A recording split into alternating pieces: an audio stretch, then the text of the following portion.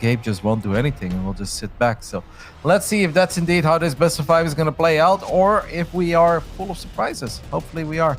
In the bottom right side, we are looking at the main base of our German Terran, still representing Mouse Sports after all these years. It is HeRoMaRinE.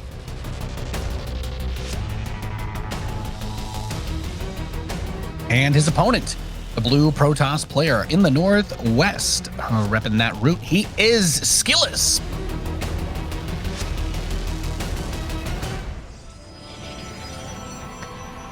I think on average there are 3 builds that SKillous really likes in this matchup. The first one is obviously Blinkstalker Aggression on a map like Romanticide, where he's going to try to get the Terran just out of there.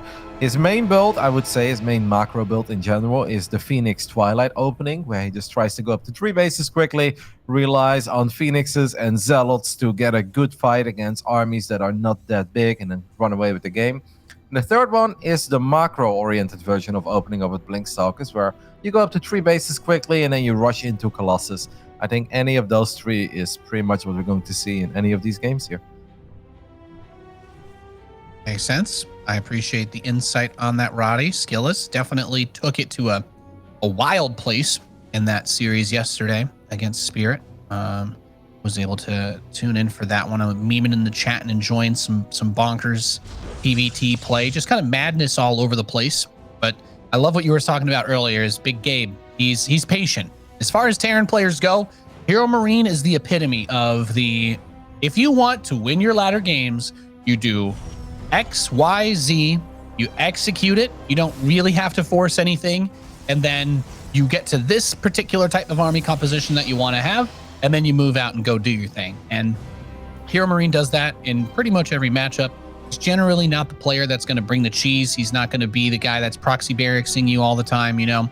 He's just looking to get into a normal macro position and just outplay you from there. So as far as the aggression goes, not expecting to see it out of him outside of any of the normal builds that we typically get, like maybe a 2-base mind drop, which we could still very much so have on the table for this game. Yes, but on the other hand, I don't think that Gabe is going to go for too many strategies that are a bit hit or miss, right? He's not going to put himself in a position where he needs to do damage early on, because I don't think that's how he looks at his best of 5. I think he will just look at, let's get 3 bases up and running, let's get a lot of Marines, combat shield, stim, all the good stuff in life, and just take it from there. And I'm not going to rely on myself dealing damage. If you want to get ahead, you go ahead and deal damage to me. Otherwise, let's just play a normal mid game. And I truly believe that Gabe is full of confidence in that mid game. I do want to mention some stats real quick, as these two guys have played against each other 16 times before this series in the history of StarCraft 2. First time being in 2019, the most recent one just being a couple months ago. The score after 16 series, most of them being best of 3 or best of 5, is 15-1 in favor of HeRoMaRinE. That's a pretty good record to have, Kev. Pretty good record to have. And I would take that as gold if it weren't for just the wild amount of upsets that we've had over the course of this season, and how insane it's been. Everybody punishing us for trying to make our snobby predictions, looking down, being like, we know what's happening, we understand StarCraft, but in reality, people show up sometimes, and they keep us on our toes, and that's the best part of any competitive scene. Is it never really is as cut and dry as we sometimes make it seem like it will be. Little Hellion gets the probe after the third gets started for SKillous, and that's going to pull those depths out so Reaper can kind of go through. It's going to try to get a probe in the natural expansion, so not really going into the main for any sort of scouting, as that will just die. But the Robo was there in the natural, so I don't think that there's too much more he'd be worried about. No, I think Gabe just knows. He's obviously done his homework, and I think he knows SKillous as well as I know SKillous. And it's actually not bad to grab 2 probes with a Reaper and a Hellion that were just mostly meant for scouting purposes. So now they got a scout off, and they actually found some damage. HeRoMaRinE is gonna follow this up indeed with a double mind drop, so it's nothing crazy like triple or 4. A little bit surprised that he tries to fly in here, and this is an excellent pylon by SKillous, but maybe he just knows that SKillous likes to keep his stalkers in his main base. Gabe is still gonna boost in, but now he's just gonna keep this medevac here. And we mentioned the patience of this man. This medevac can sit here for ages, and he will be completely okay with it as long as he can keep SKillous at home. I wonder, Nate, if SKillous is going to drop a Forge, and there it is. He is going to drop a Forge immediately, and when we don't expect it, HeRoMaRinE actually gets in there, does not do a whole lot of retargeting, so only actually kills 2 probes there. Really not that bad for SKillous. Did the medevac go down? Yes, Oh, this is actually really good defense by Skillous, and I'm a bit surprised that Gabe went for it so quickly. Yeah, it always feels like there's this pressure just because you go out there, you see when that third nexus starts, and you're like, okay, I don't even have a third command center, right? Like, do I need to force something? Do I need to get some damage done? And usually it's either like the mine drop, or we'll see the Hellion drop and the Marines on the side. But even for Big Gabe, not wanting to play this too conservatively, I suppose, because he's showing a bit of respect to what Skillous is capable of, and thinks, okay, maybe I can't just sit back and rest my laurels against this guy. I'm going to have to really consider all the options. And that, I mean, this Raven is great, being able to deny the vision for the observer to do any blink up the ramp sort of shenanigans is huge. And the Hellion's going to go by that third base and not see too much going on. Lots of gateways being put behind that mineral line. Yeah, but that's obviously a scout, right? Because now Gabe knows that building a Widow Mines here is absolutely a perfectly fine choice. He knows Skillous is not mining of those gases yet, and he knows that Skillous is going up to a pretty ludicrous amount of gateways. Skillous decided to go for +1 attack over armor, which I guess can work out in some scenarios. It's obviously going to make the Stalkers a bit better if they start kiting against Bio. Makes your life easier. Ooh, that Observer is going to fly straight into the Terran army. And I'm honestly already a bit worried for Skillous, man, because he's got a lot of probes, Nate, but that's like the only thing he has. He has nothing else. He has 30 army supply at this point. Even the second Observer is going to take a lot of damage. One Marine. Yep. I love that. One little brave Marine. And this is such a difficult hold, Nate. Look at the army of Gabe. Look at the army of Skillous. How is Skillous supposed to get a good fight here? We're going to need a magnificent battery overcharge. That's right. Gets the Dorito cannon onto the Zealots and the Immortal, however. So it's going to be a lot easier to burst these units down, especially, as you said, without that shield battery. And that is it. Skillous going to get crushed here by this push off 2 bases by HeRoMaRinE in game number 1. But Caveat, you're right. The Stalkers are out there. They're poking. They're trying to do their thing. But he's just chronoing out an insane amount of probes. And, we talked about all the gateways that he was building, but he only had 2 done at that point where he had the third base. So he had the 2 gateways there. He was up to 5. He had 3 more being built at the third base, but the production capability was not ready at all. And, the shield battery getting turned off. That's how you defend the attacks. So everything just went downhill from there. Nice, sharp timing by HeRoMaRinE. That's kind of what we expect out of him. Just gets himself set up with what he wants, goes over and kills you if you're not 100% ready to stop it. Yep. Obviously, losing the 2 observers is a bit of an issue when you're going to have to worry about multiple mines. It makes it so difficult for Zealots to run in. But overall, the build of Skillous just didn't flow that well. He did lose 2 probes early on, then lost 2 more against the Widow Mine drop, but that wasn't bad. 1 probe was very unfortunately stuck, by the way, between the Twilight Council and the gas, but none of that made him lose the game. It's just that the balance between production facilities and units was a little bit off, because if you have 9 gateways, but you also have 30 army supply, I think it's safe to say that we're getting a bit too carried away, and we were preparing for something that was going to happen a lot later. And against Gabe, maybe that's not a bad thing to aim for, but obviously you need to be able to adjust as well. And if you know that HeRoMaRinE has that many buy units and he is ready to at least move out for the first time, we need to have a slightly bigger army than what we actually had there. Yeah, and that's a tough spot, but we'll see if he can bounce back as we are loading into now the second game on Romantis' side. A bit more of a defensive map. We'll see what happens here. As in the bottom right, we have the blue Protoss player. He is Skillous.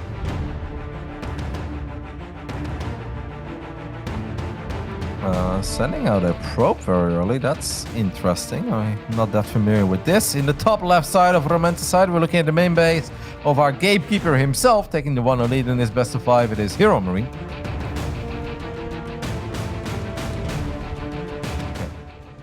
I'm so confused, Nate. He's building his first pylon on the low ground. He's going to build his first gateway here, obviously, because you do need a gate to open up the rest of your attack. But does Skillous think that he's a Terran player, or what the hell's happening?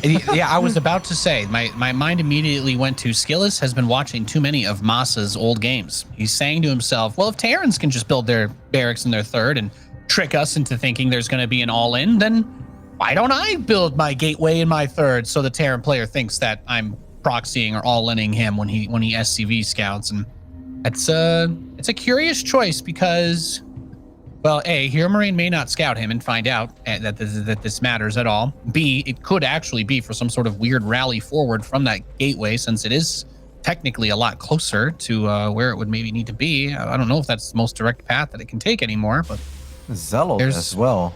Wow. yeah, okay, I got nothing. I don't know. All I see is a gateway that's going to be really easy to kill for HeRoMaRinE once he gets some units out. SKillous does have a probe on the low ground, not here, but in his own natural. So he's going to build his own Nexus too, I guess.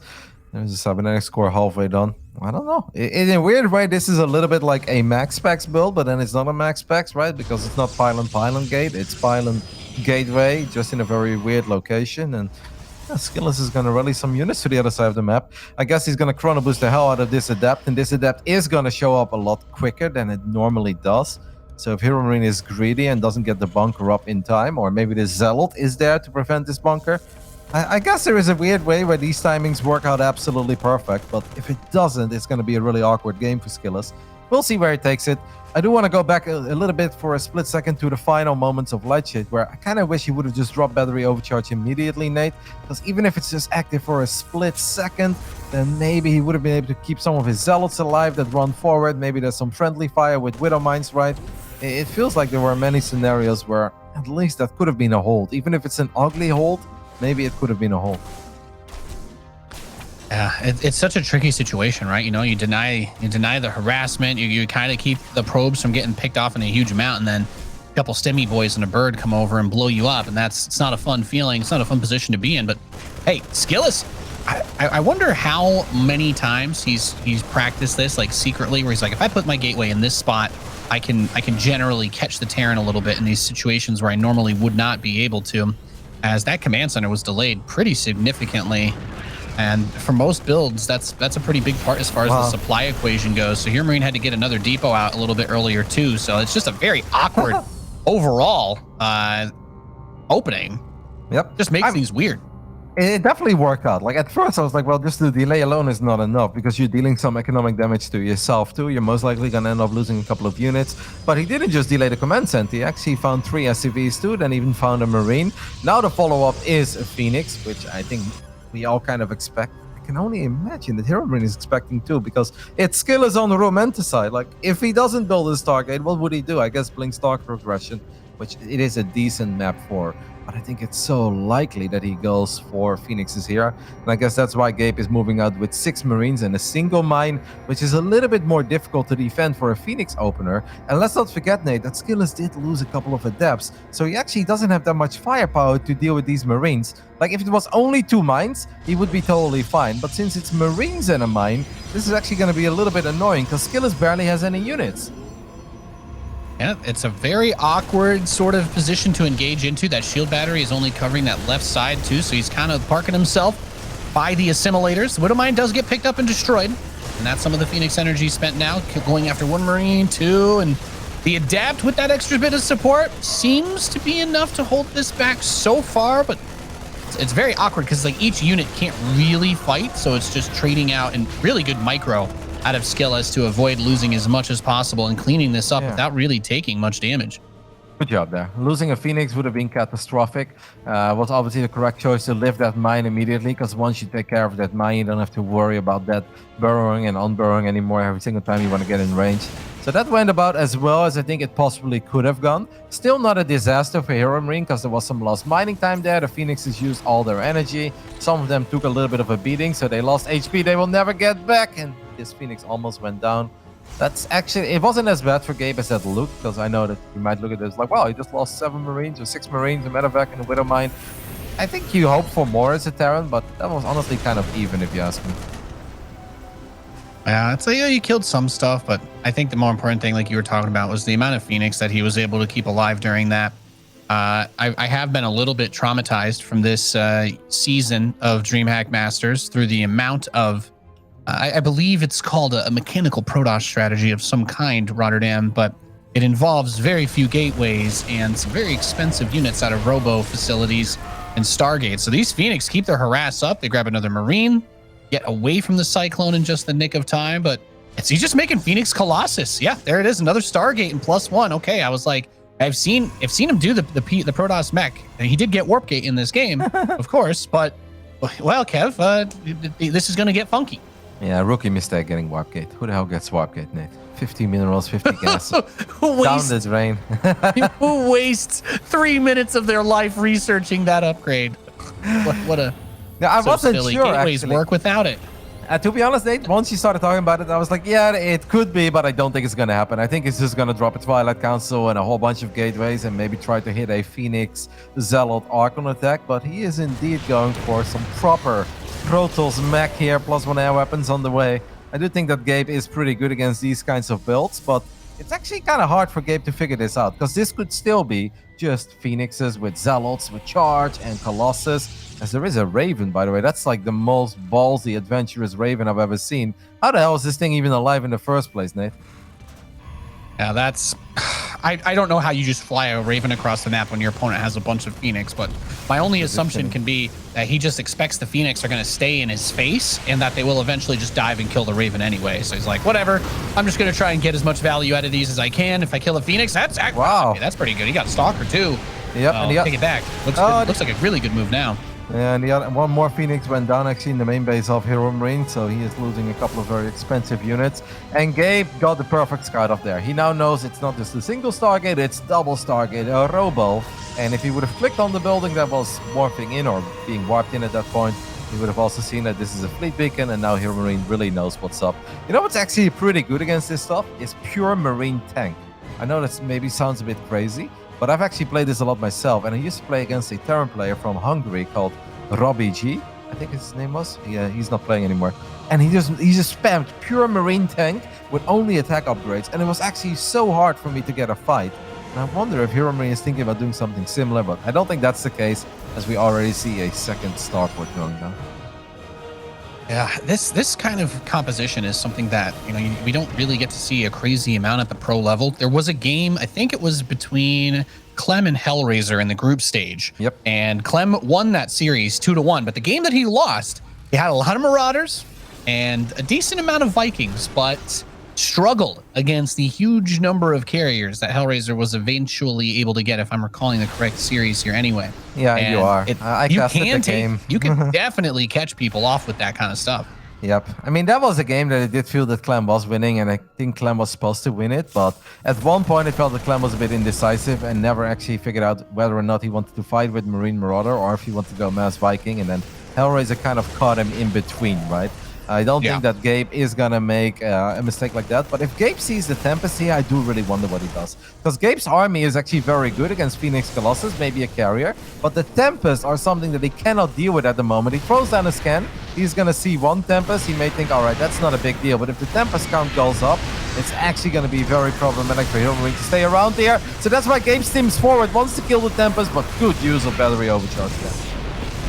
And having 4 Colossi, you're not really pushing the Marines into this. So that's where the siege tanks come into play that you were talking about, Kevin. You have a lot of tanks, you can kind of zone out those robo units, but it is hard when the Phoenix and the Tempest are both able to give such a stalwart defense for these units that make it really hard to try and inch up on this expansion. Gabe is actually sending reinforcements to the other side of the map as well. One tank super low on HP. Marines steam forward. Try to kill another Tempest. Do not succeed. Good job there, of course, with the Colossus getting a couple of beautiful swipes off. And now HeRoMaRiNE's like, all right, I have the feeling if I stick around any longer, that Tempest count will just continue increasing. And I'm going to lose my tanks. And needless to say, if the tanks die, the Marines, well, they are in a little bit of trouble, Nate, against 3 or 4 Colossus. Oh my god, that's so many batteries and cannons, by the way. Take a look at the natural and the third of Skillous. What is this? Ah, it's beautiful. This is this reference has been beaten to death, but it just reminds me of when they're like, we're gonna put a unit that's air that has crazy range, and Tasteless is like, that's it guys, I figured it out. You just build 40 cannons, you keep all your Tempest on top, you can never be attacked. And well, I mean, there was a lot more coughing involved with getting those words out, but I think you guys catch the gist. But it's a weird way to do it. I think trying to prevent this from spreading the way that HeRoMaRiNE's doing is a good way to stop it, though, because now he just has to really slowly inch his way forward with the static D if he wants to. Oh, the tanks are on siege. Kind of finish is going to go for it. Maybe one? No. Man, HeRoMaRinE is doing this really well though, right? He's just not overextending. It feels that SKillous is just waiting for that one moment where Gabe sends his Marines a bit too far forward and they die against the Marines, and then SKillous can just A-click and lift a bunch of stuff, but HeRoMaRinE is not giving SKillous that opportunity yet. +2 air weapons is done though, and the carrier count is increasing. HeRoMaRinE is not getting +2 armor, so he is going only +2 attack on the bio units, and I don't think this is a mistake at all. The Viking count is looking pretty decent at this point. I'm actually really sad that SKillous doesn't have any Impulse Crystals, as, oh my goodness, he's got 1,000,000 cannons and batteries, but not too many in the natural, Nate. Yeah, that 4 medevac drop hitting the right side. I mean, this is a really good play by HeRoMaRinE. He recognizes that this army works best when it's all together. So he's like, okay, I hit you there, and then boom, you're totally not prepared on the other side. Yeah, that's right. Huge vulnerability on the Stargates. The Colossi will get recalled into the main, and it's a very awkward position to be in because those Phoenix that are trying to zone are really important for keeping the Marines from getting out of there, but they can't really contest until they're in the medevacs. The rest of the Air Force has to deal with all these Vikings by themselves. Marines being rallied in to reinforce this. The Viking count is getting depleted, but the carrier interceptor count is also going down, Roddy. Yeah, this was actually not too great of a fight for HeRoMaRinE. What he did do, of course, is keep SKillous on 3 bases, and that is awesome. I don't even know if the... But now he still needs to worry about all these carriers, because he just didn't have enough Marines there. If he would have had like 8 extra Marines, they would have stimmed, all the interceptors would have melted. But HeRoMaRinE just lost a ridiculous amount of supply, and now SKillous is going to try to do what Hellraiser did against Clem, and that is probably just fly into the middle of all these bases and pick off Vikings one by one. Gabe is actually in a bit of trouble there, Nate, because he lost a lot of supply real quick. That's a huge problem. And trying to get those Vikings out now, rebuilding is going to take some time. Tries to pull up onto one of the carriers, does grab one of them. A good pick off, but getting knocked off that 4th base is brutal because we know that SKillous was trying to create a little bit of space for himself earlier to take his own 4th. And now he has that window. He has the Nexus building. I think the biggest fear here is overextending, but I'm not sure if that's going to be a problem. His army is huge. Yeah, there are 7 carriers. If the carriers stay alive, obviously SKillous wins this fight super convincingly. 1 or 2 do go down rather quickly. I love the positioning of the Marines, by the way, in the back. They have done an amazing job in reducing the interceptor count. The Vikings are going to town on the Phoenixes. There are still a couple of Tempests left. SKillous is in a bit of trouble here. He has done a lot of economic damage. Okay, another carrier shows up. That might be the one carrier that seals the deal, even though HeRoMaRinE has been building 8 Vikings at a time, but his one carrier is putting in some real work now. Oh, yeah. I mean, the Vikings have that huge damage output, right, and that long range, but they don't have a lot of hit points. So once you can actually attack them, they start to die pretty quickly. That next wave is able to take out the one carrier that we've been talking about. I'm going to say it, Kev. I know this might be a really hot take. I don't know about rallying the Stargates across the map to trickle units in one by one with this. I think he's done more than enough. Try to get something going back on the other side. You know that bio army rebuilds really quickly. So you really just can't afford to lose any more of these carriers that are out on the map like this one. I mean, like, what can HeRoMaRinE do? Just build 8 Vikings at a time and win the game? He is very close to finding one more carrier. That would obviously be a sweet pickup. But the Phoenix count is now at 7. Okay, if all the Phoenixes die for these Vikings, HeRoMaRinE is not going to win that fight, man. Phoenixes are coming in from the left side as well. Gabe is at least going to try to kill this carrier, but he found it a little bit too late. And nice. The only thing that HeRoMaRinE can really afford are Marines. Now, Marines are very good against Phoenix and pretty decent against carriers too if there are no cannons, batteries, or colossus nearby. But HeRoMaRinE is in serious trouble. He lost multiple orbitals in the previous fight as well. And this is not even 3-3 bio, right? Let's not forget about that. This is only 2-1 bio. Yeah, and these are one of those things, and I really appreciate that I get to cast this game with you, Kev, because I will happily die on the hill that, you know, as far as anything goes, when people talk about improving themselves, right, it's all about being open to the idea that you can improve, you can become better. And I think the same principles apply to strategy. As soon as you stop trying to iterate your builds and working on the different ways that you can, you know, try to have that pocket build, that strategy in your corner that can really catch somebody off guard like this, I do think that that's just it's a beautiful part of watching StarCraft, because we theory craft about this stuff for years. And then once there's not as many updates, people have, you know, a little bit more time to spend experimenting rather than adjusting to a patch. And we get into some weird territory where now we've got these kinds of games, and people used to just say, oh yeah, we just make a bunch of Marines and you'll just kill this, Marines and Vikings. But it's not so black and white, and we find ourselves in a very strange situation. Yeah, I mean, Skillous has way more pro, but Gabe obviously does have triple orbital, and he is going to start mining from a fresh base now in the center. I think if a disrupt hit goes into the heart of the bio units, obviously this game's all over. There's still no Colossus. If Gabe pulls this one back, though, after that big Protoss fleet showing up in his natural, 100 supply pretty much of pure Skytoss, that would be the hold of the century to me. And of course, Skillous messed up a little bit because his Colossus was shooting at, I don't know what, maybe a refinery, maybe a depot or something. If they would have been able to get 2 swipes off on the Marines, then the carrier count would have never gone that low, and I think Skillous would have already won this game. At this point, I absolutely do think that he is winning it, but he's still going to have to work for it, because, I mean, it's tricky, right? Marines are pretty good, but once more, these are not 3-3 Marines. Yeah, I think the most important thing to do if you're avoiding this, I mean, that is still a lot of damage output, right? Terran is on paper when you play these kinds of styles. It's the glass cannon army. If the Colossi or the Disruptors are able to hit the Marines, they're going to die instantly. If the Marines are able to attack for 3 or 4 seconds without all being wiped out, whatever they're shooting is going to die instantly. So big drop trying to be split off on the side, and oh my god, these Phoenix, they're like magnets. They just go straight over there, right in between the 2 observer spots. He did have a couple of other units placed. It was the only blind spot that he had. So it's a lot of Vikings. A great pickup. 18 Vikings, Nate. If they can all fire at a carrier will almost automatically fall, even if a shield battery is nearby, I think. I don't even know where HeRoMaRinE gets the resources from to now also start adding in goals, because he was broke as a joke at one point. He dropped to like less than 40 SCVs, I believe. Well, they didn't take mules out of the game, Kev. No, he's going to try to get a shot off on the carriers. I wonder. I mean, that would be a huge snipe. Be an absolutely huge snipe. I'm just wondering, like, I almost want to see some more photon cannons. I don't know. I'm feeling dirty. I'm feeling filthy now. What I really want to see, Nate, is still any impulse crystals, by the way. To me, it's absolutely bonkers that Skillous has this many Phoenixes. 9 still, and he still does not have any impulse crystals. It's so good. HeRoMaRinE is about to see how many cannons Skillous has really built in this game. I think he's doing a good job in running away from the cannons and obliterating a lot of these interceptors super quickly. HeRoMaRinE is actually taking the army supply lead, which once more is just absolutely mental to me. Interceptors go forward. 1 Nova, though, gets a pretty good connection with Marauders and Marines.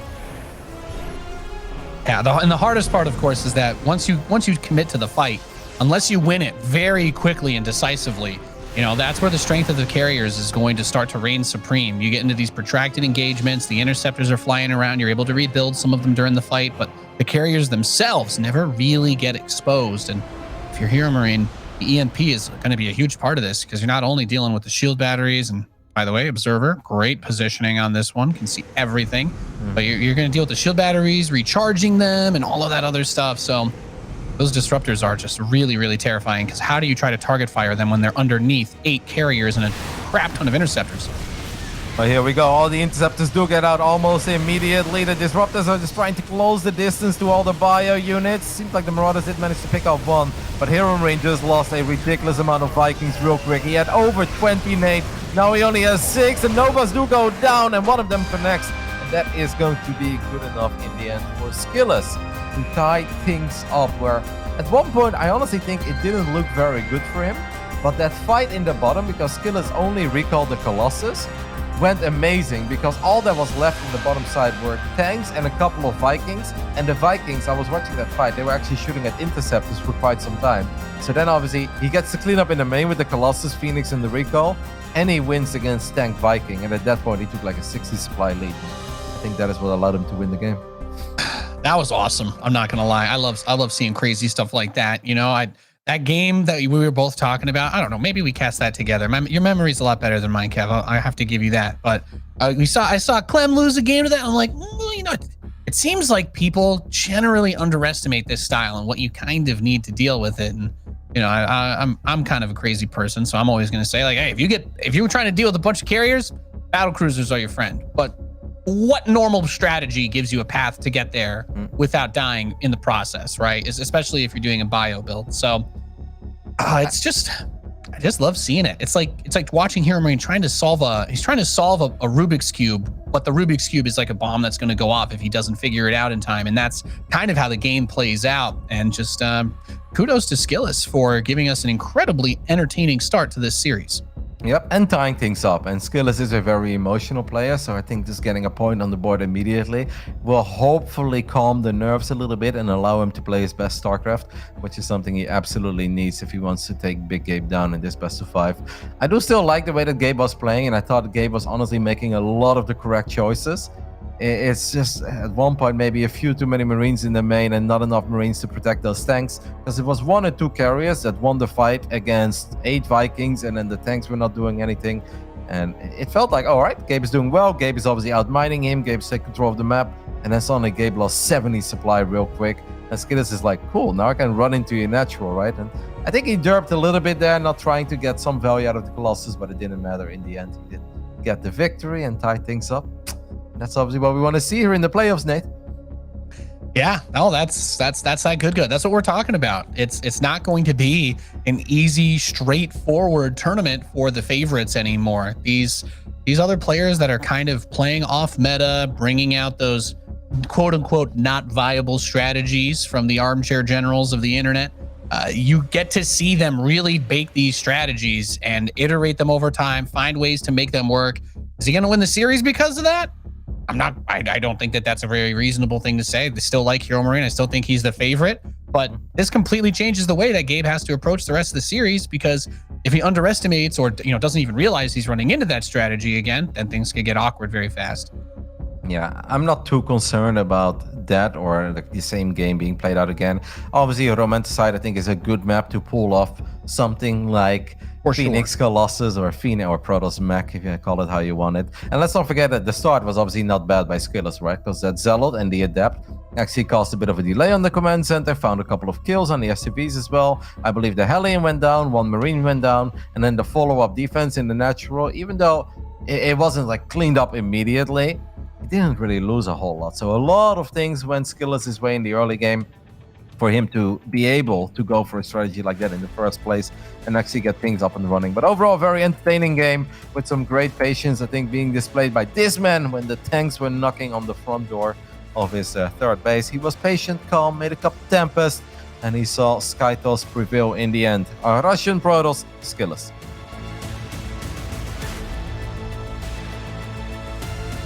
And his opponent in the bottom left, feeling not super great about them carriers. The Red Terran player, he is HeRoMaRinE.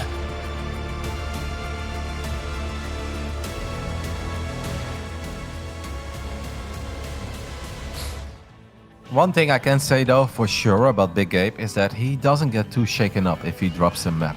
Even if it's 2 maps sometimes. I've seen him have some epic comebacks in best of 5s in the past where he was like down 0-2, and I asked him about it on Discord. I was like, man, how do you like stay in your zone? How do you stay calm? And Gabe just gave me the most Gabe answer. He's like, oh, I often go down 0-2. It's not that big of a deal actually. And I'm like, well, I'd be pretty nervous if I'm down 0-2 in a best of 5. He's like, no, it pretty much always happens, but I know my too popular of a streamer. I'm used to people watching me lose. It doesn't bother me anymore. Like I've become unstoppable through the pain of Twitch chat. My superior skill will reign supreme. No, he didn't say that part, but he's honestly not worried about dropping a map in a best of 5 or even dropping 2 maps. He will just still do what he believes in, what he thinks is right, and he is a very confident individual, as we all know. So I don't think that game is going to bother him too much in the long term. Just learn from it and move on and get ready for the next one. Osho, I think the most important takeaway from our in-between game discussion, Kev, has to be that map specifically allows like pretty much all the greatest like slow kind of builds, turtle strategies, be it mech, Protoss mech, whatever you want to call it. That the Romanticide is a whole different map than pretty much all of the other ones that are in the pool for for the last year that we've had here at DreamHack Masters. So I don't think that we should expect to see that again. I would be surprised, but that's I think where HeRoMaRinE starts to take control of the series again, because in a straight up head to head, we're both going to do the same kind of deal, macro game situation. That's where I start to get nervous. So maybe SKillous is feeling the same way. Warpgate, okay, it started. Thank God. Ooh, we got Warpgate. We're going to waste the 50-50 on it. I guess if we're gonna build a lot of gateway units in this map, then I think we can justify it. I am expecting SKillous to go for Phoenix Zealot on this one, but yeah, I kind of forgot about the possibility of Skillous even busting out Protoss Mech in the first place. I know he's done it in the past, Hellraiser has done it. Don't see him do it very often, but I'm sure he feels really happy he decided to do so on the Romantic side. But I think this game we're going to see something that's a lot more similar to what he did against Spirit yesterday. Just that gear up to a very strong 3-base economy as quickly as possible. Get some Phoenixes out, get some Zealots out, and then maybe hit a timing attack with a either armor upgrade or an attack upgrade, and then Zealots and 1 or 2 Archons. Oh, I like that idea. I think there's certainly something to be said for not just letting HeRoMaRinE play his game. I don't think that you're going to see Skillous just out micro him in a straight up, like, I'm got Blink Stalker, Disruptor Colossus, and I'm just going to completely overpower you. Well, it's not going to be Phoenix Twilight. It is going to be Phoenix Robo. And that does give me the idea, Nate, that once more we are going to see at least Phoenix Colossus to begin with. Is there a chance that he goes all the way? Oh. It's a very fun question to think about, because it is going to eventually be on HeRoMaRiNE's mind, right? He sees, okay, there's a couple of adepts, but you're going to go into the main base and you see everything, and you see there's only one gateway. And funnily enough, Warp Gate hasn't finished yet, so he doesn't even see the Warp Gate. He's like, okay, is that +1? I don't know. What is going on here? Viking production begins. All right, actually, excuse me, he goes for the second one. Yeah, but look at this. He makes a tank. And that gives me the idea that Gabe wants to go for a very early move out, where he's like, all right, if you would have gone for a Twilight Council, I actually don't believe that Gabe is going to make this tank that early. Now he does drop a 3rd command center, so maybe this will sit back for a while, because he's like, all right, I know that you've taken all your gases. You have Phoenixes and a Robo, which is incredibly unlikely that you're then ever going to attack me.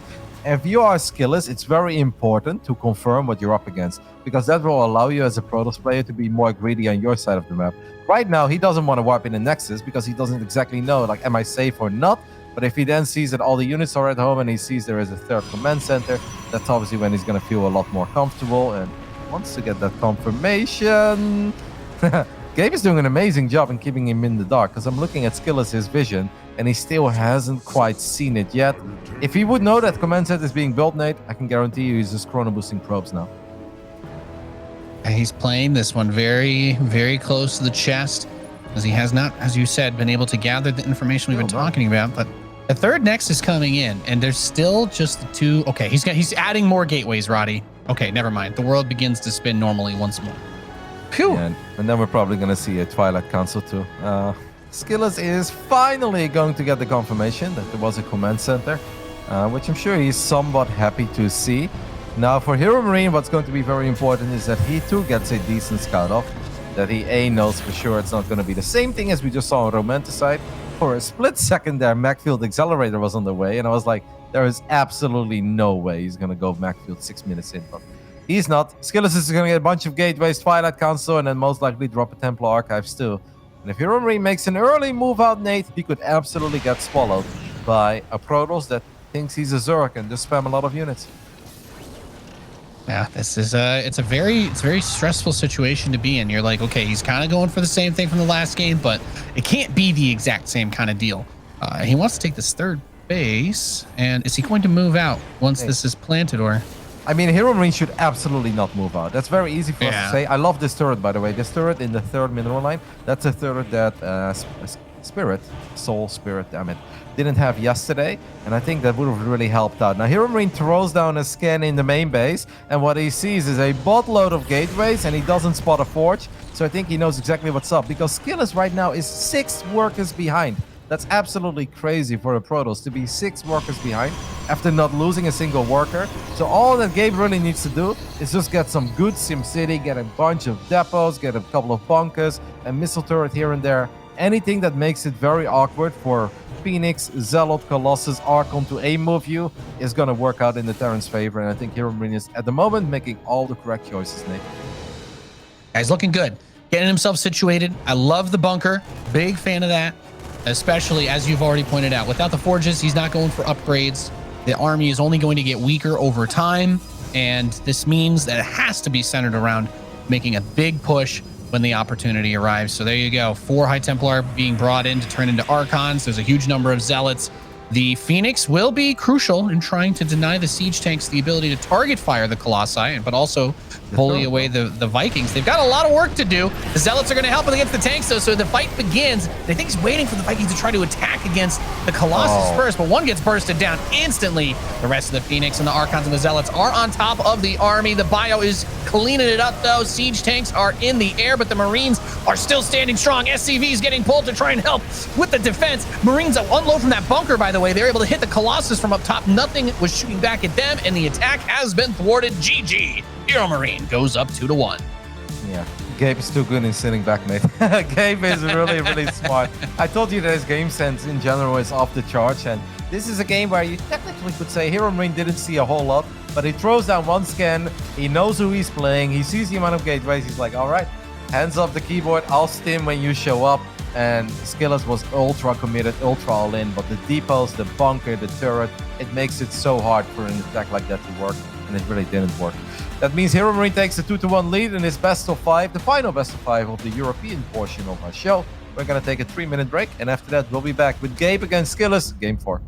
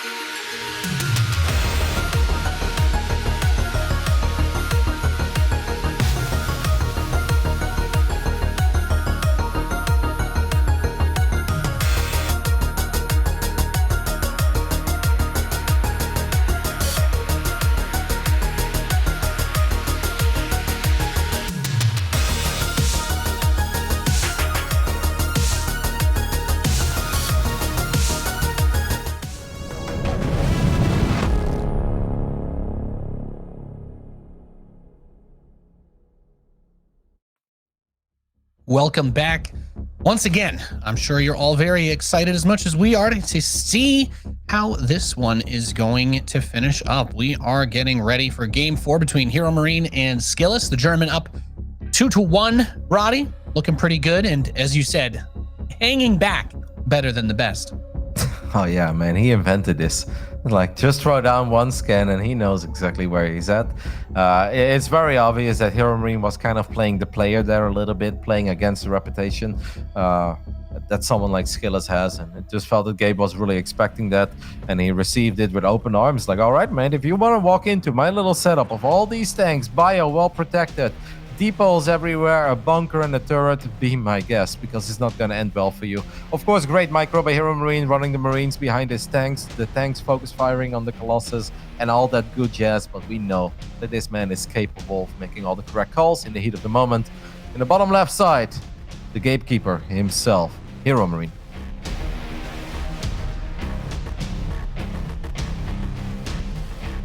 And his opponent, the blue Protoss player, took his one game with some carriers in this series. He is SKillous.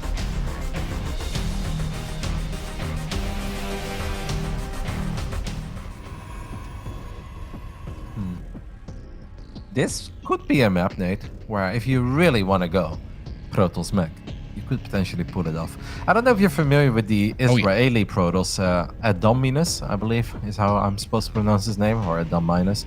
He actually had a really cool build on this map against Terrans, where he basically goes Phoenix Colossus. He takes the triangle base, and then he just moves forward with cannons and batteries, and then starts building a lot of Tempest, and obviously has some disruptors too. Controls the entire top side of the map with Phoenixes, and then pushes forward with batteries, cannons, Tempest, and disruptors. And I looked at this, and I'm like, wow, this is why people hate Protoss. And I actually thought it was a really cool build. Yeah, no, that sounds awesome. I totally agree with you, by the way. This is another great defensive map. And, you know, when we have these conversations about like builds that can work, builds that can't work, we always kind of, you know, it's like builds in a vacuum. Sure, you can just put them up against each other and compare pros and cons. But I think when we take into account that SKillous he's obviously going to struggle playing standard and straight up against HeRoMaRinE, and he has. The only game he's won was one of the more wild ones we've had this season. So might as well go back to it. I'd go down swinging. If HeRoMaRinE wants to show everybody how to hard counter it or crush it this time, then sure. Put the pressure on him to do that. I don't know that you want to put the pressure on yourself to say, I'm going to play up to HeRoMaRinE's level in a macro game when I'm down 1-2. I don't see it working out for him too well. No, that's obviously going to be very difficult, because we know that HeRoMaRinE is very good in the late game in this matchup too. And yeah, I know some people are a bit focused on the fact that HeRoMaRinE lost against Showtime, but don't forget that he recently made it out of 2 Protoss groups in very stacked tournaments, the DreamHack Master season finals of fall, and also at Aces ROG. He had to go up against all the top tier Korean Protosses, and he really held his own. So HeRoMaRinE is clearly very good in this matchup.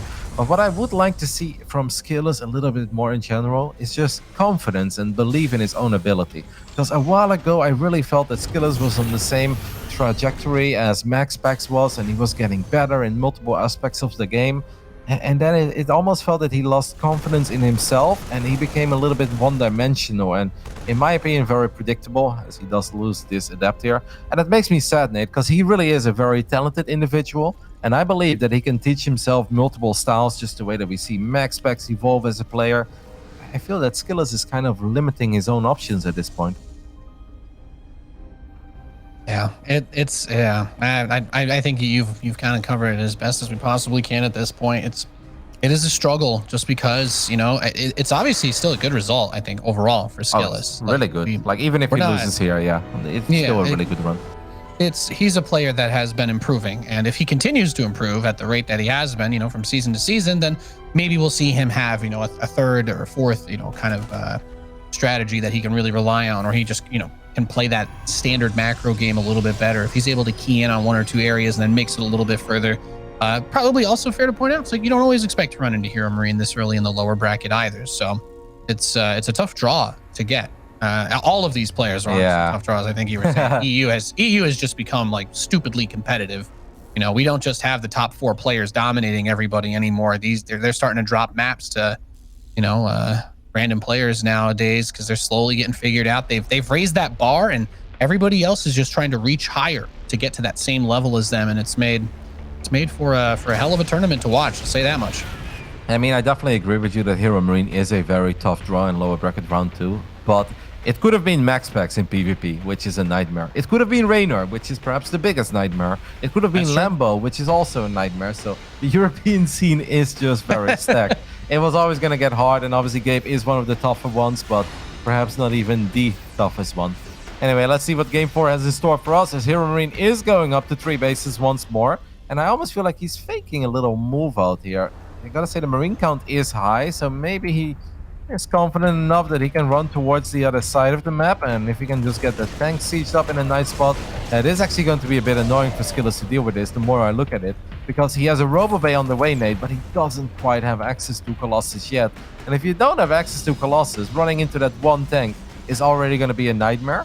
Sure, the Phoenixes could lift it, but then you're really exposing your Phoenixes, and there is a chance that these Marines just gun down your Phoenixes, especially with the support of the Vikings and the Cyclone. So this is a very gnarly little attack by HeRoMaRinE, and I wonder, is he gonna let the Shade finish up? I think he is, because the Immortal's out too. Just click the Immortal on the Cyclone, lift the tank. Here we go, Nate.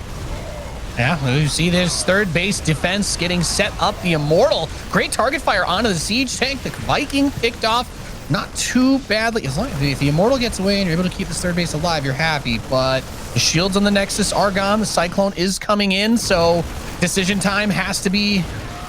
He has to make that choice about how he's going to try and defend this base. I mean, if the third base goes down, then it's kind of all for not really. He doesn't have a crazy amount of production because it's mostly just the Phoenix and the Colossi, and you only have one of those structures each, and Phoenix built decently fast, but they're not great against Marines. I think we all know that. And the Colossus, well, yeah, takes time. Takes a lot of time. I gotta say, good hold, but I'm not sure if it was good enough. Now, finding this Cyclone here in the center of the map, that's obviously lovely. Like, well, I didn't know I had room for dessert today, but I'll take it anyway, because I'll take that any day. Now, the Raven is very exposed in the natural, by the way. Unfortunately for SKillous, he dives into the main. Killing 5 Marines is nice, but I think picking up that Raven would have been even better. That's not something he could have possibly known. Still though, the Phoenix count is that high, and HeRoMaRinE is so upset about these Phoenixes that he starts shooting at the unbuildable plates. It seems like a single Phoenix went down in the end, and we are gonna go back to our Romanticide special, Nady. And I don't blame him, Kev. This is the only thing that's worked for him in this series, so try again. If he can execute it, if he can get it done, then it's going to be, it's not a bad map for air units. We've talked about why there's a huge amount of space in the north half that doesn't really have a lot of value until you're taking those later bases other than harass. So Phoenix can kind of cover that, but you have that direct path on the ground. So down the line, if he ever wants to go in or harass, there won't be too much risk of getting caught. And that Raven, that's a filthy pickoff. Raven, light unit, Phoenix, boy, do they love light units. Double damage, baby, and they attack twice, so basically quad damage. Life's unfair, isn't it? Wow. Wow, Ron. How is it fair that a unit does bonus damage to another unit? I simply will never emotionally recover from that. Tempest again, by the way, for SKillous, so it seems like he's perhaps already preparing. Now, this is a little bit ambitious, lifting SCVs near a turret and Marines that can stim. I want to go back to that previous skirmish we had at the third base of SKillous. I honestly think great micro on both sides, right? SKillous waited for the Immortal, then let the Shade finish up. The Immortal first shot at the Cyclone, then it went for the tank. Came in from a very awkward angle with his Phoenixes, but got a lift up and made it a bit more doable. But then another Cyclone shows up. That Cyclone locks on the Immortal. I just thought overall a lovely little dance between both players, and I think they just made correct choices across the board. Yeah, it's good. It's fun when we get to see those little trades and fights, because HeRoMaRinE, as we've talked about, he plays a lot of confidence. We know that he knows how to play the game. He plays insane amounts and has had that history over the many years of being one of the top Terran players in Europe. And SKillous, I mean, going for I don't think we can call this much other than new school kind of stuff. More Protosses are doing this lately, but the Phoenix, can it be consistently used? Flying over the Marines, that's going to be a rough way to start that, because we're talking about keeping the Colossi alive and the Tempests. Well, those Phoenix are supposed to eat shots from those units. I mean, the Tempest count is really getting up there, and now trying to get this base too, that's really going to give me a Dominus vibes, but I think SKillous has something else to worry about now, and that is his army. I love when Gabe threw down a scan in the main base, and he saw the fleet beacon, saw the extra stargates. He's like, all right, I know immediately what's up. He lowered all his depots, and he started to move out. Now, this double drop has a lot of potential. I mean, Colossus and Tempest are somewhat nearby, but Marines don't need a lot of time. to gun down a handful of probes, and that's 7 workers. Nice force fields though by SKillous at the tail end of all of this. Yeah, it's a gnarly force field, but I totally agree with you there. If the Marines they get to an exposed mineral line, yeah, you can get the medevacs, but all your probes will be dead by the time you kill them. So 3 carriers being made now. I think it makes some sense to go for the Tempest, especially on this map with the tight chokes, the slow zones, but also they do build faster, right? And you're worried about trying to hold off a push from an opponent. So the army looks really good, and as that carrier count gets up, then you start to see that struggle start to come in a bit more. And this game, he does start any impulse crystals 10 minutes in. Now, I don't think this game it's as important as the other one because he only has 4. But in the previous game, it's like, man, whenever you have 10 Phoenixes out, Phoenixes become so much better against Vikings if they have any impulse crystals. It's a completely different unit. So I'm happy to see SKillous at least getting that. Because I think what he wants to do eventually is maybe once there is a close fight, reinforce with some Phoenixes. And having that upgrade then is definitely going to come in handy. Gabe picks up a lot of bio units and he's ready to drop into the main base. Decides against it. I think it's a good idea, to be honest, mate. Yeah, SKillous has already somewhat prepared himself for this possibility. There are a couple cannons and batteries inside the main ready to catch this. I don't know that they can stop, an actual 2 sub-2 medevacs with stim bio. Or 3, excuse me. Yeah, definitely can't stop 3. So Stargate is going to get killed too. And I like it as a time buying mechanic, but what he's been trying to buy time for was that 4th base, and he still has not been able to establish it. He hasn't even been able to restart it since the first time that he got pushed back off of that triangle position. And we're really seeing HeRoMaRinE just saying, well, it takes me no time at all to get from my 3rd to yours. So what exactly is your plan? And this, it does not get any easier, Roddy. HeRoMaRinE, he's learning, he's adapting, he's evolving. Yep, I love this. This time HeRoMaRinE left way more Marines with his Vikings and his tanks on the low ground. That's, I think, the one mistake he made earlier. Now he's also going to try to get some turrets up here. I think it's all very smart. Still need to respect the power of this Protoss army, though, because these are still carriers with +2. But I'm afraid it's not quite enough yet. HeRoMaRinE should not run into battery range, because this can still go down south. Like, Gabe is absolutely dominating this game, and I think he's playing a beautiful PvP at this point. But it wouldn't hurt to just chill for a split second until you at least get close to maxed out or get these turrets up. He does not need to be in range of these batteries. Yeah, that's the thing, is he's just slowly pushing the static defense over to this Nexus. That will help him take it, but stuff like this with the missile turrets is just really smart. It doesn't cost you any supply. You go block the movement a little bit. It can choke up a little bit, but just having those turrets to help cull the interceptor count is so nice. And he's going to step back, but that's the 2nd fight now where the interceptors, for the most part, have been cleaned out of all the carriers. There were 13 left after the end of that one, so needs time to rebuild. And, well, look at that. Gabe's going to retreat, so should make it a bit easier. Clean up the turrets, and wow, not bad by SKillous. A very, very knife's edge sort of situation, but he's making it work again. Problem is, he has an incredibly immobile army now, right? Because there is no Phoenix count. If he had 12 Phoenixes, this drop would be pretty easy to clean up. Right now, it's not going to be easy. Tempests are going to do their best. There is a Disruptor that just popped right away, so we're going to see a Nova potentially go down. HeRoMaRinE finds a carrier, by the way. A carrier that just popped. That's a lovely pickup for this drop. Here is the Nova. The Disruptor gets picked up too. A really successful drop by Gabe, I'd say. Yeah, and look at this. As the Colossi show up, the bio just run to the corner of the base. Why? Because the rest of the army... Okay, well, he's turning around now, but it looked like he was going to try and just push through that middle and just go for it. Yeah, but he didn't have too many bio units anymore. Like, HeRoMaRinE is going for the mass Viking response. He's got 28 Vikings now. That previous fight before, I feel like he had around 15. And if they then derp even for a split second and attack interceptors, you're in trouble. Now Gabe has enough to actually one-shot units, even in range of these batteries. This is where Phoenixes come in really handy. But even the Phoenixes are going to have a really hard time dealing with 27 Vikings that already have +1 ship weapons.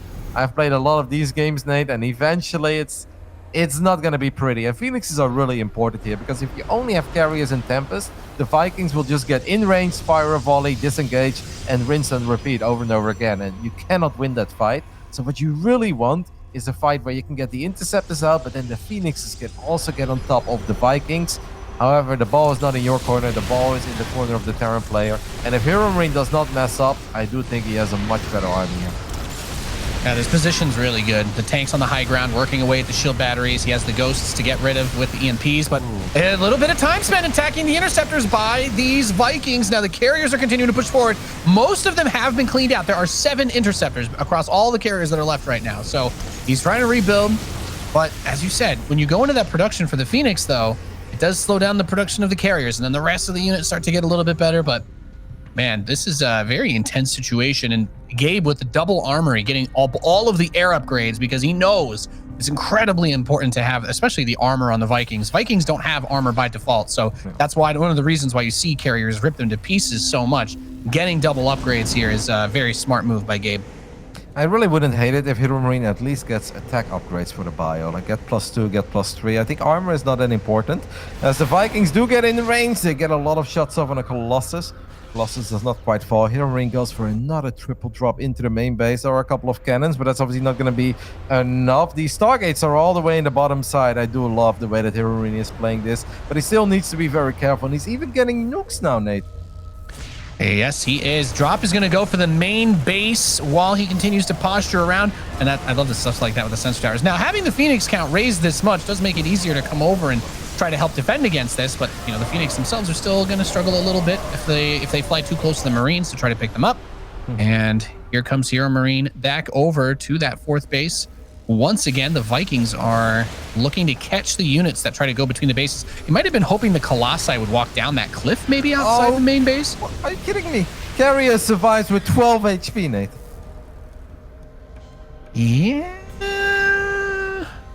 Yeah, I don't know. That's a lot of Vikings. That's a tiltable moment right there, Kev. Spelling 10 Vikings at once. All right. I mean, if you ask, you know, far be it from me to ever drop an ounce of criticism against players that I couldn't beat if my life literally depended on it. But I've never been the biggest fan of Vikings. I don't think that's a super huge secret. It's tough. It's tough trying to trade against these armies sometimes. I do think it's the correct choice, especially if there is no Storm. And it's impossible for SKillous to get Storm in a game like this. I know some people think they should get Storm, but even if he eventually gets 3 or 4 High Templars out with Storm, there's way more goals than there is Storm. As HeRoMaRinE picks up everything, and this time it's not just a couple of Marines, but it's all the Vikings too, and this is going to be one hell of a battle. The target fire of the Vikings is super important, and the tactical nuke as well. You love it. One Colossus gets donated on the left side. Oh my goodness, what a sick attack here by HeRoMaRinE. This is huge. Okay, so I mean, I thought like, okay, cannon, shield battery, that'll buy some time. He does disengage, pulls everything else out, which, you know, kind of interesting to think about some of the decision-making trees that are being done. I guess the play was to just hope that he would try to attack into him and the nuke would be able to land on the air army. There are other things happening behind this too. He's getting Liberator range. I was going to say there was a fusion core, but perhaps it is just going to be for some defensive Liberators down the line or to help kill the interceptors later on. SKillous has a huge army. He's starting to move forward onto this. 62 interceptors at the beginning of it. Versus 31 Vikings. Down to 48 interceptors now. I'm trying to keep my eyes on that because once those bad boys run out, you definitely do not want to be in front of this Terran bio army. I like the 7 Liberators too. Liberators can be very good in dealing with interceptors. If you just have them on a move and the interceptors clump up, all of them can disappear almost immediately.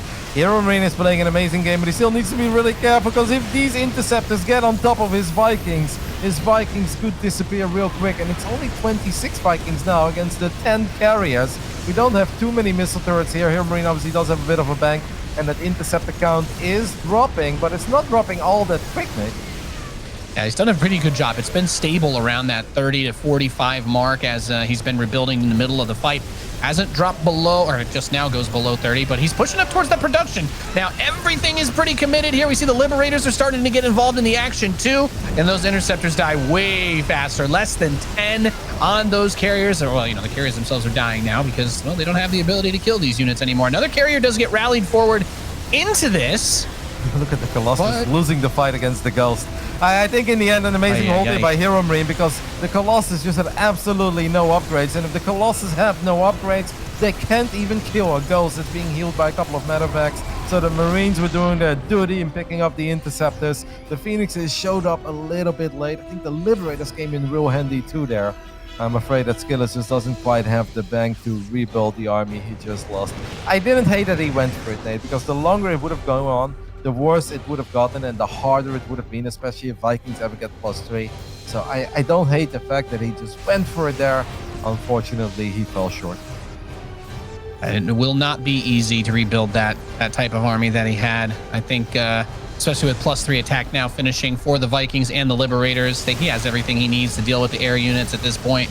We rarely get to see, I say we rarely get to see games like this, but it's been happening more and more lately, and I do enjoy the variety, but it is wild to watch it play out. 4 carriers are in production, so he's trying. He has that northeast base. But let's not forget that down the line, there'll probably be some more nuke action if SKillous tries to turtle up too hard. I mean, HeRoMaRinE has the tools to force him to engage him now. He's got pretty good tools, wouldn't you say? I'd say he has the best tools. All right. They're definitely not the easier tools, though, guys. You know, Terran players don't play Terran because they like being, junkyard dogs wearing baseball caps. It's because everybody knows Terran has the best units, Kev. We all know that. All right. It's a very difficult army for HeRoMaRinE to control, because if he A moves for even a split second, he could still lose. The Viking target fire is incredibly important. They cannot be on attack command, because then it just takes forever to even kill a single interceptor, and before you know it, you lose all your Vikings. But I think HeRoMaRinE has done a phenomenal job in making sure that that doesn't happen, more than for a split second every now and then. I love the addition of the Liberators. He's obviously going to keep his bio safe against Disruptors too. He doesn't have to worry about Colossus anymore. And at this point, even Skytoss is not all that intimidating, because this is where Marines can start shining again, Nate. Yes, indeed. That's the hardest part about this. You balance this composition. You try to have a little bit of everything. And you build those Colossi early on with the expectation that you're not really ever going to have to rebuild them because they won't be the priority target. But now, this many Marines will easily mow down the Interceptors. And, well, we get to see HeRoMaRinE make this big push, try to close it out. Up 80 supply at 22 minutes into this fight. This has been a hell of a game, Kev. Yeah, SKillous is obviously fighting for whatever he is worth, because his tournament life is on the line. He doesn't want to tap out too early. And we always believe in one Nova and a couple of carriers and a Protoss Dream, but I think he knows that the writing is on the wall for this one. The round of 12 is where the journey will end for SKillous, and HeRoMaRinE will move on into the top 8 of the European scene.